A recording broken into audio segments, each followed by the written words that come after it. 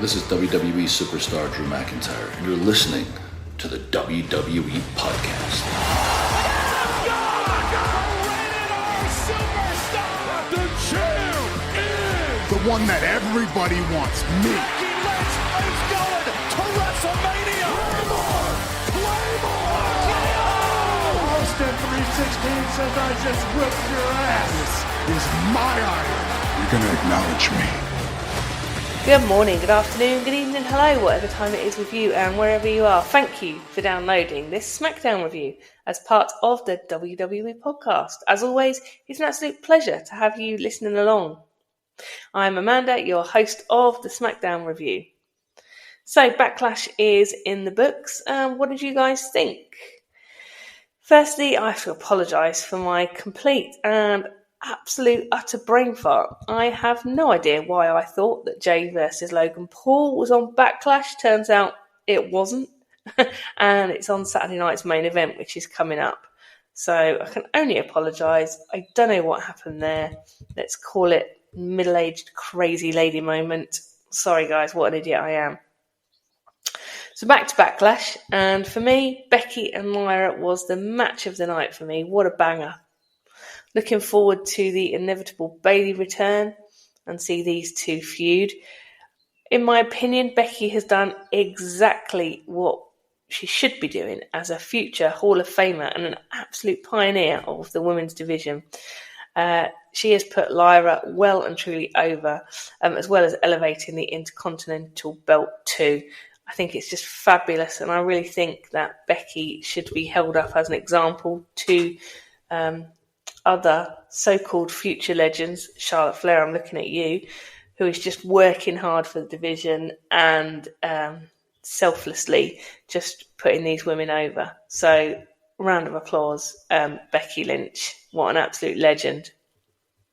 As far as the rest of the Backlash PLE went, it was fine.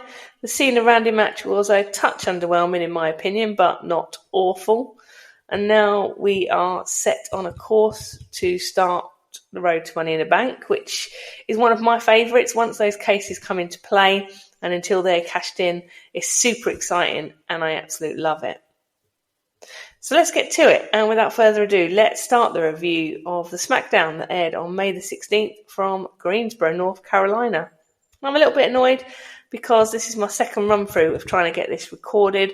I was just about 3/4 of the way through and my Amazon device, I can't say her name, kept talking to me while I was trying to record, which was super annoying. And then she decided that she was going to start playing the yes-no game, which I have never even asked her to do before, so I don't know where that came from. So I'm a little bit annoyed because I was nearly finished, and then I had to go back and start again because I couldn't edit her out, and I just got myself all frustrated. So apologies, that's why this is a little bit late coming over. So tonight we've got Joe Tess opening up the show, telling us that the women's title is on the line tonight. That's Tiffy versus Nia. Again, literally the last thing that we want to see, but it's happening. So there we go, we're going to see it. First out tonight, we've got Solo with Fatu and their new friend, JC, who appeared at Backlash. I'm thinking, does this mean that Tongaloa and Tama Tonga aren't coming back? Was their injuries that bad? It feels like they've been gone forever, especially Tongaloa. The crowd are chanting for Jacob Fatu, and this week there's even I love Fatu signs in the crowd. Solo welcomes JC as the man who helped keep the US title in the family, and Fatu doesn't look a bit pleased with that. Solo goes on to talk about Roman losing to Cody at Mania and how that ruined everything for the family. He says now he is here to take it all back. He says he's going to win Money in the Bank and bring back the title. He says that if anyone in the back gets in the way, they'll be dealt with by JC and Fatu. And he then goes on, starts to use Fatu's catchphrases, but at that point, Fatu has clearly heard enough. And takes the mic from Solo to the absolute delight of the crowd. He says Solo shouldn't get it twisted. He told him that he was bringing the title back to the family with or without him. And he says that he can deal with anyone by himself. Clearly we're getting some beef here between this JC and Fatu. Solo interrupts him again. Death wish. He says the reason he's doing this is because he loves him. Solo says that there is something he needs to hear from Fatu. He needs to hear, I love you, Solo! Fatu says it, but not with the beans that he used to. That's for sure. And that's not good enough for Solo. And just as it looks like it's about to kick off, we're getting a stare down between Solo and Fatu. We get LA Knight's music hit. And I love LA Knight, but I'm thinking, oh my God, not now. Let this play out. But obviously that's the point. So everyone turns to look at the walkway, but on this occasion, Knight attacks from behind, pulling JC out of the ring and legging it before they can get to him. So a good opener for tonight. Again, something a bit different. We didn't just get the bog standard people arriving with wheelie suitcases. We're definitely continuing to sow the seeds of a blow-up between Fatu and Solo, and I am definitely here for that. I'm not sure about this new guy. I literally know nothing about him. I was listening to some podcasts this week. I heard that he's not part of the family, so he's not part of the Rock, Roman, Solo, Usos dynasty at all, not even by marriage. He's just not part of it. And he's not even from the same area of the world. So I think now just all bets are off, and Solo can just bring in any bit of muscle that he wants. He wants to bring them into the quote-unquote family. But let's see what the plans are. Let's see how it plays out. Backstage, we've got Michin and B-Fab. B-Fab tells Michin that Michin in the bank sounds brilliant. And after she wins, that they're going to have to tag titles and win all the gold. I really don't think so. And at that point, we get Chelsea Green and her secret Hervis, who agree with me and obviously disagree with B-Fab. And Chelsea doing an absolutely brilliant job, as always, talking like a politician about economics and trickle-down effects and blah, blah, blah. Basically saying that once she wins Money in the Bank, she's going to make sure that the secret Hervis get tag gold. As she's talking, I can't use her first name, so Bliss appears. Yay! 2 weeks in a row for her. And she just menacingly says, see you guys out there, and walks off. B-Fab then lets everyone know, like she's a proxy of Nick Aldis, that all sidekicks are banned from ringside tonight. So that makes things interesting. So we won't be getting any interference in the early goings anyway. So first out, we have Bliss to a totally huge pop. And I think she's got new tweaked music, but I like it. I think so. And this is the Triple Threat Money in the Bank qualifier. I'd love to see Bliss win Money in the Bank this year. Michin follows her out to a muted pop, but then Bliss got such a big pop that it probably would sound muted, followed by Chelsea Green, who, as always, gets a brilliant reaction. This one kicks off, and we get Chelsea taken out straight away by a kick from Michin, leaving Bliss and Michin to get things going. Chelsea comes back in and again is taken straight back out, and we've got some nice stuff between Bliss and Michin with a couple of quick covers each, and they both continue to take out Chelsea, not allowing her to get into the match at all, which is hilarious. At this point I was thinking, I wonder if we're just going to have this comedy, everyone takes Chelsea out and then at the end she resurrects and gets the win. Finally, Chelsea does get into the ring and hits a suicide dive over to the outside, taking both out. Michin goes for eat the feet, but Green dodges. And then we've got Bliss and Michin taking Chelsea out with a double kick. Michin then does hit eat the feet on Chelsea and gets the cover, which Bliss breaks up. Bliss then hits Twisted Blitz on Michin, but Chelsea breaks it up. And then as we move to the finish here, Bliss catches Chelsea in Sister Abigail for the 3 count. This was a really popular win with the crowd and obviously with me. Brilliant stuff. So great to have Bliss in Money in the Bank, and I'm really excited to see what they do with her this run. She is so over. People are genuinely really, really pleased to see her. And I really hope she gets some form of gold again in WWE. Now we go straight into a reminder of last week, and I'm going to say extraordinary tag match, which featured Fraxium. And that brings us to a match coming up right now between Fraxium and DIY. And this one kicks off with Fraxium on fire, and it seems like they've taken DIY by complete surprise. Have they not seen their last few matches? Momentum, though, does eventually shift to DIY, with Johnny pulling the ropes down, making Axiom screw up a springboard. Fraxium, though, do get in some amazing double team moves, a super kick with a brainbuster, and seem to have the match won, but Ciampa breaks up the pin with an absolutely brutal knee straight to the head. I thought this one wrapped up kind of weird. As Ciampa tries to remove Axiom's mask, when are we going to stop doing that? It never works, and it just is dumb and frustrating. So he tries to remove the mask. There are some shenanigans, and from nowhere, Axiom gets the cover and the win for Fraxium.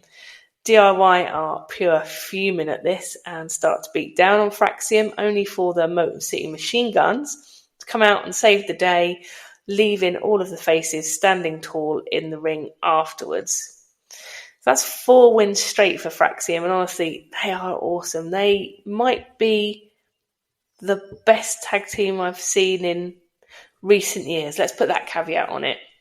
Not of all time, because that's some pretty hot competition for a tag team that are in their relative infancy, but they are pretty blooming impressive. They've got to be due a title shot now, you'd think, and what a get for SmackDown tag division these guys are. Backstage, we get Phoenix warming up for his Money in the Bank match tonight. Andrade comes along, and the two congratulate themselves on their match last week. Phoenix says he messed up his Mania moment, but now he wants a moment at Money in the Bank. We then go to the Profits talking to Fraxium backstage. They congratulate them and tell them what they are doing is very special. They tell them that they have been granted a tag title match. Yes. And they don't have to wait for Money in the Bank, and nor do we. And they don't have to wait for Saturday night's main event, and nor do we, because it's next week on SmackDown. Profits say they are going to be 100% and that they hope Fraxium are. Now, is it too early for Fraxium to win tag gold? Probably. I mean, never say never. You just never know. I think we're going to get an absolute banger of a match here. And the Profits are, allegedly going to be back up to 100%. The last match between these two was awesome. I think this one will be too. What do I see the ending? I think we're going to get some shenanigans from one of the other numerous very good tag teams on SmackDown. I think we're going to get some shenanigans, some interference, potentially leading to some kind of multi-team match at probably Money in the Bank for the titles. And then I think all bets are off. Don't see Profits having a particularly long run with them. And there is some real talent elsewhere in the division. But this is all looking very good, and the strongest that the tag division has looked for a long, long time, in my opinion.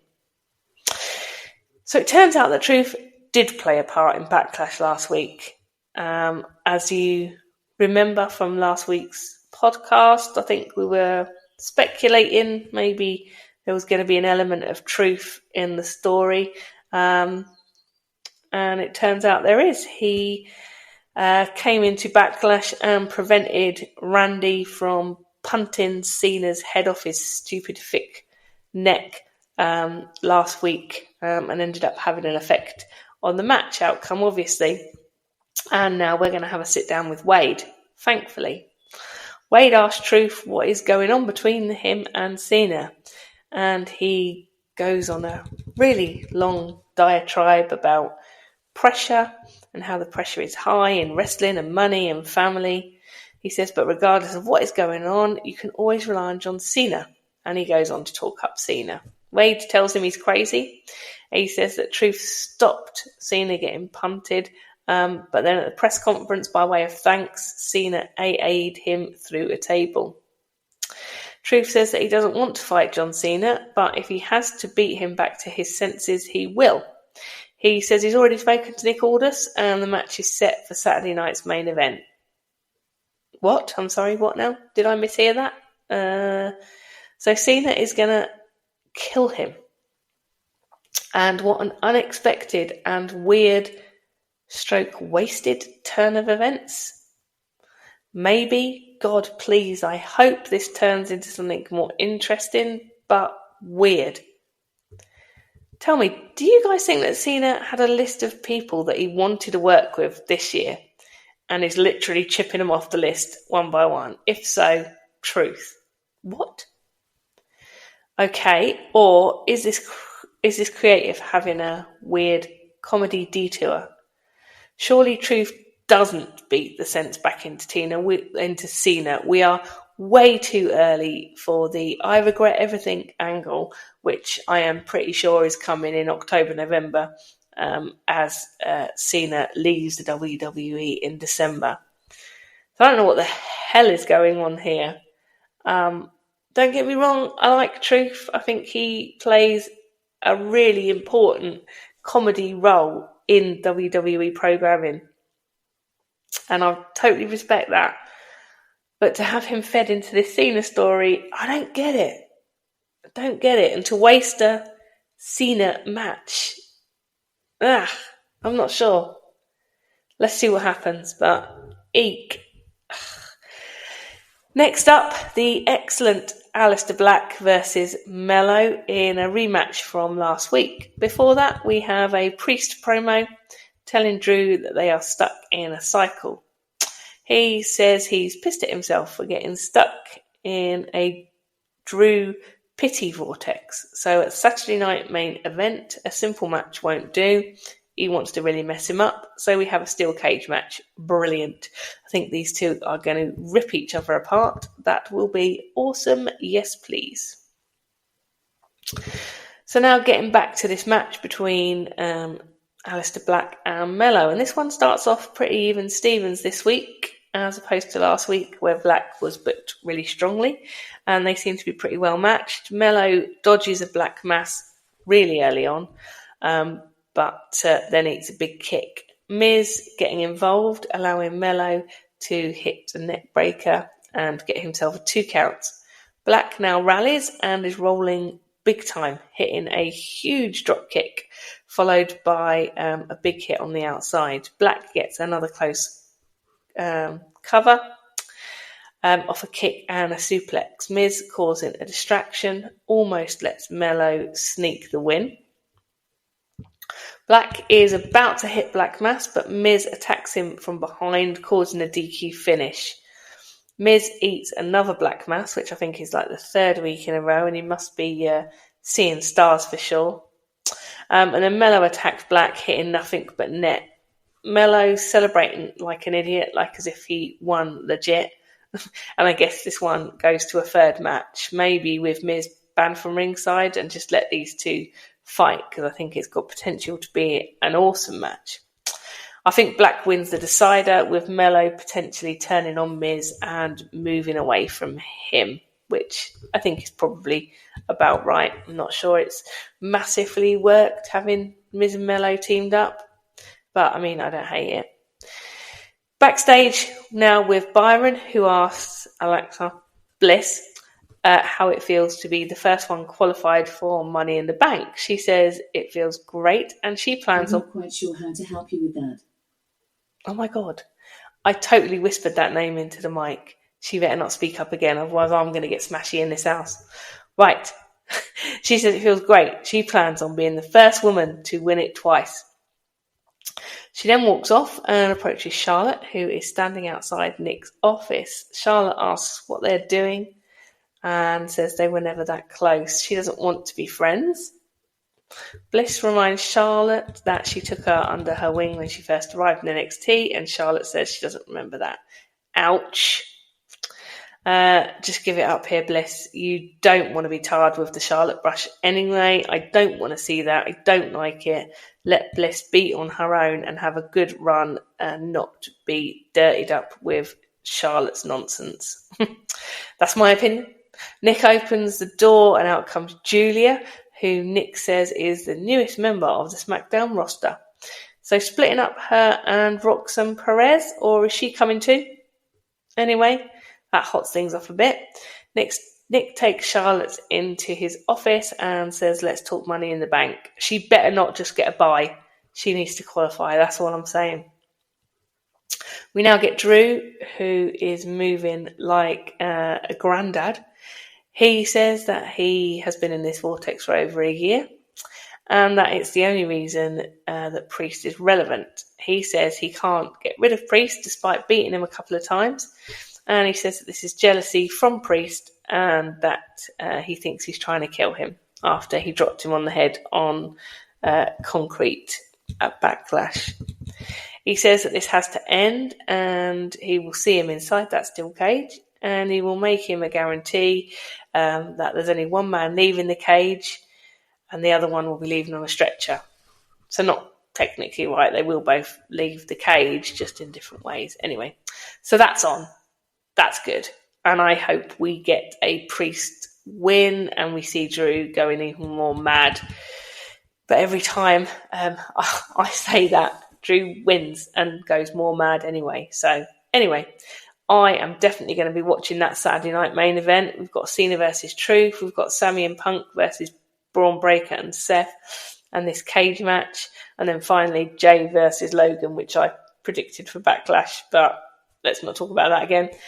So yes, please. I don't know what the women's match on it is going to be. I assume there's going to be one, but that card looks pretty damn hot.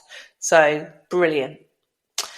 We got Solo and his gang facing off with Drew on the ramp as they head to the ring for the first men's Money in the Bank match.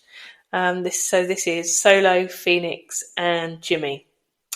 So first things first, Solo tries to team up with Jimmy early on, but nothing doing there.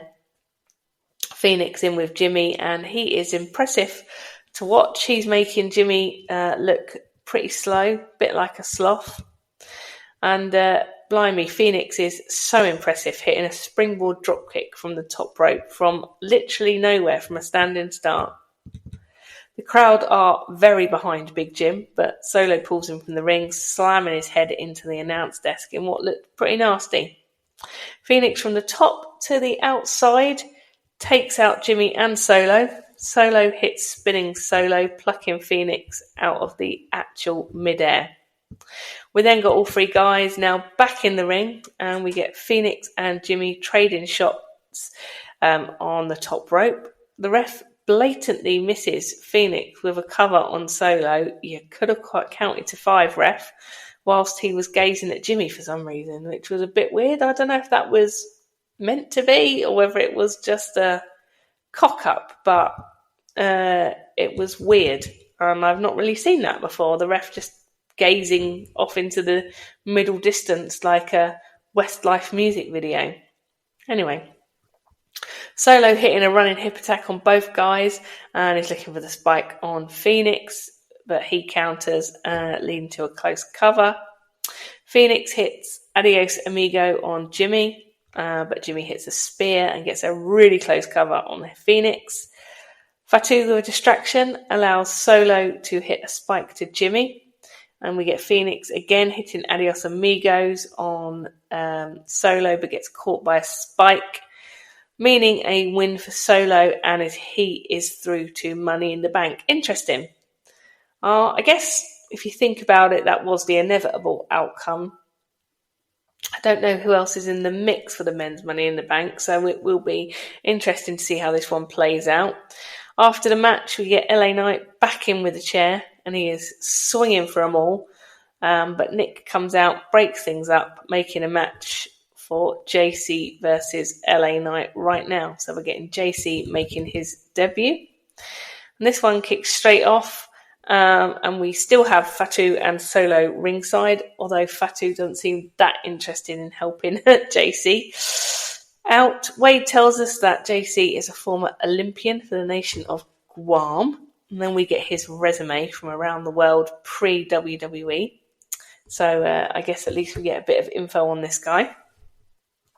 JC catches Knight from midair with one hand, which is hella impressive. This guy is super strong, and he really doesn't look like an athlete. He's got a touch of the Kevin Owens about him, but still, we know that doesn't mean anything. To be fair, Knight hits a reverse neck breaker and is putting up a decent display against this guy who, as I said, is just ridiculously strong. It's a very slow-paced match, and the crowd seem a touch quiet. Solo's up and distracts Knight, leading to Knight getting chucked out of the ring in what looked like a modified Bailey to belly to me, but I'm not really an expert in that. Knight starting to fight back, hits a massive elbow, gets a very close 2 count. He tries to go for BFT, but he gets countered, and JC hits a pretty impressive standing moonsault, getting himself a 2 count. Knight takes out Solo and Fatu at ringside, but gets caught by JC on his way back into the ring, who hits a move called Tour of the Islands and gets the win. Well, I don't know what to think about JC. He is impressive for sure, and a coup for Solo getting him into the group. Let's see how this plays out, and if the Tongans ever come back, will he just get dropped, or will the Tongans side with Fatu in what I hope is a Solo versus Fatu at probably SummerSlam or Mania even. We then get a recap from last week's breakdown of Legado del Fantasma. We go backstage. Angel is telling Santos that Berto needs some time and some space to get over what happened. Santos says he is willing to forgive Berto, and he asks Angel to get Berto to a sit down so they can discuss a mystery opportunity. So we're putting a lot of pressure on Angel here to try and get the group back together, and I don't know what's going to happen there. Next up is our main event, and we've got the women's title match, which is Nia versus Tiffany. Before that starts, though, we get a mysterious Shinsuke promo, and he basically says he's an unstoppable storm and an unstoppable being. Looks like a warm-up, really, for his triple threat Money in the Bank match next week with Knight and Aleister Black. Now, that's an interesting match, and obviously I would back Aleister Black for that one. I'd love to see him in a ladder match. That would be cool, but let's see. And we'll also have Flair in a triple threat match for Money in the Bank with Zelina and Julia. I'm glad she has to qualify, and I wonder, that is interesting. So take Zelina out of it, obviously, because she's already got a title, but could we get Charlotte Flair doing the equivalent job of Becky Lynch with Julia? She wouldn't, would she? I don't think she would, but let's see. Maybe she will. I hope to be proven wrong. So on to our main event, and Nia is out all alone. What happened to Candice LeRae? Did she get released? Did I miss it? I haven't seen her for ages. I wonder what's going to happen with her. Anyway, so this one kicks off, and I predict we are likely to get Tiffy trying to keep things up tempo, and predictably Nia slowing things to a glacial pace. And that is exactly what we get early on. Tiffy with some lovely moves, only to be taken out by Nia's power. Tiffy making a great account of herself, though, as you would expect from the champ. Looking for the back handspring, but gets caught by Nia and folded over the top rope. And ouch, that really did look painful. Nia takes out Tiffy's head with a hip attack into the post. Nia tries that again, but Tiffy moves, and so Nia basically hip attacks herself into the post. Tiffy now fighting back with a flying crossbody from the top, getting a 2 count.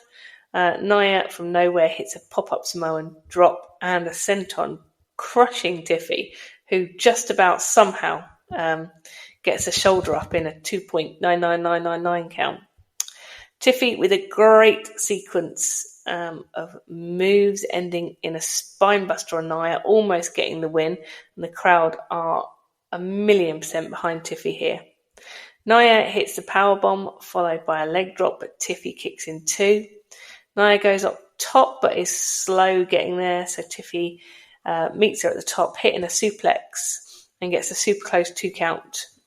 Both women are down, and we get Naomi out with a chair in her hand. Naomi has new music as well, which is pretty cool. Definitely fits her heel persona much better than the old glow music.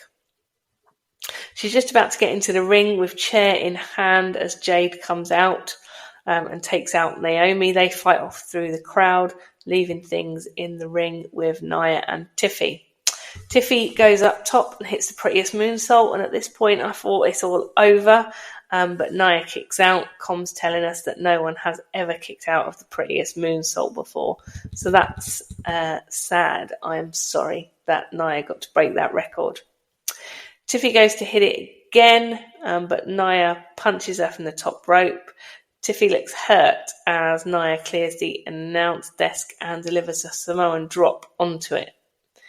Nia lines up Tiffy for the Annihilator and hits it absolutely huge. And it looks like there is no way Tiffy is kicking out.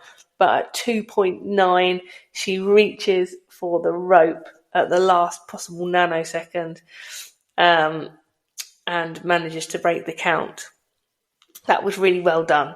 Because I thought it was over because that Annihilator was from the second rope, I think, and it just looked huge. Nia at that point grabs the title and tries to walk off. Nia goes to get the chair that Naomi had brought to the ring, but behind while the ref's not watching, Tiffy manages to kick the chair into Nia. Tiffy goes up and hits the prettiest moonsault again, gets the count and retains. Thank God. Okay, so that was a decent to good match. It perked up, in my opinion, only after Jade and Naomi made their appearances. Obviously, I'm delighted that Tiffy retains. But what now for Nia? I reckon Money in the Bank is a shout. We can get a run back of the Nia Bliss feud from ages ago when they used to be best friends and there was a whole fat shaming thing, and that was years ago. Those two have got some serious history. I think we also need this Jade Naomi thing resolved once and for all as well, so they can both move on, because the way their characters are at the moment, both of them have got some really awesome things that they can do elsewhere. So all in all, a good show tonight, and some great matches and great setups for both Money in the Bank and for Saturday night's main event, which WWE seem to be building up once again to be an absolute super show.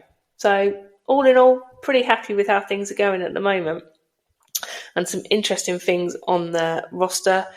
We've got obviously Aleister Black, and then on the women's side with Julia and Bliss, things are really, really looking good going into this, I guess we call it Wrestling New Year, right? Or post-Mania.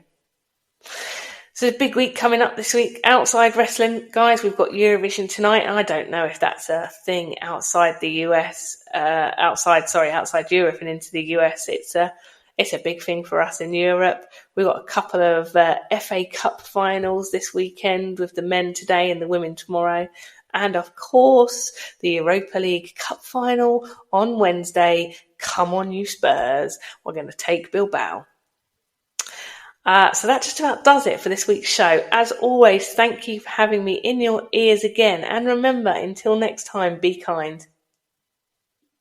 Thanks for listening to the WWE Podcast. Don't forget to subscribe on your favorite podcast app so you don't miss a show, or head to WWEpodcast.com. And for all of these shows ad-free, head over to patreon.com/WWE Podcast. Until then, we'll see you next time.